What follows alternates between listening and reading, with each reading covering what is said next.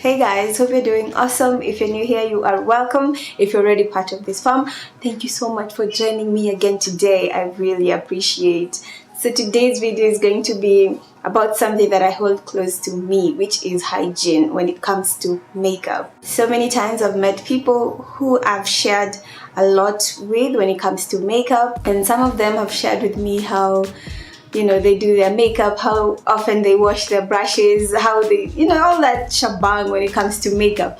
And something that I feel like people still don't value as much is hygiene.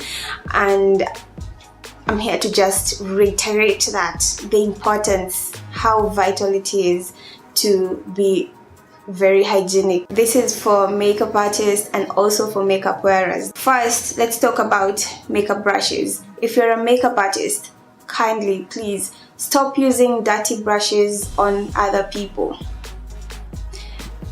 Don't do that. I was recently surprised when one of my clients was surprised that I was using clean brushes on her.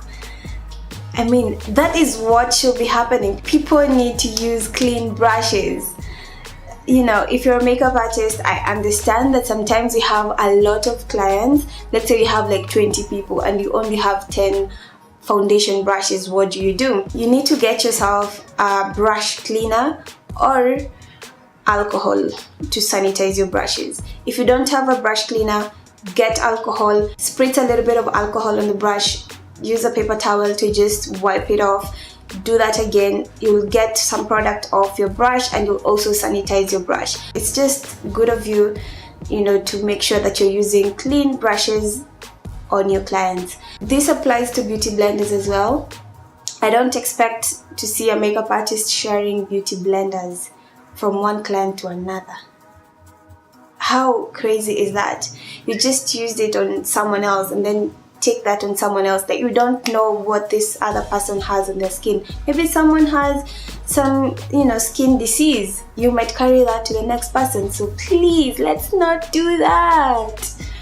Let's not do that. The other thing is use of matte lipsticks straight from the applicator onto a client's lips and then using that on some other person and some other person. Like, dude, you're carrying so much along the way when it comes to bacteria. Just get a bit of the matte lipstick on a palette and then use a lipstick brush to apply on a client, or use disposable lipstick applicators. Someone might be having cold sores and you might just transfer that from that person to the next, and you don't want that to happen.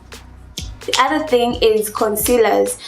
I see this with the concealers that have the wand and also the one that looks like, the LA girl ones. I see people using it directly on their clients. Why? Just get a little bit on a palette again and use a brush to apply on a client instead of using directly on the client. Try and avoid that direct contact. In fact, what I do with my LA Girl Pro Concealers, I just cut the tip off and then squeeze the product out onto a palette or sometimes the back of my clean hand and then use a brush to apply onto a client. It's always good to be careful. I just needed to talk about that. I know there's so many other things that happen out here that might pose a danger to other people, your clients, or even yourself. So it's always good to take care of yourself, take care of your makeup, wash your brushes, sanitize your brushes.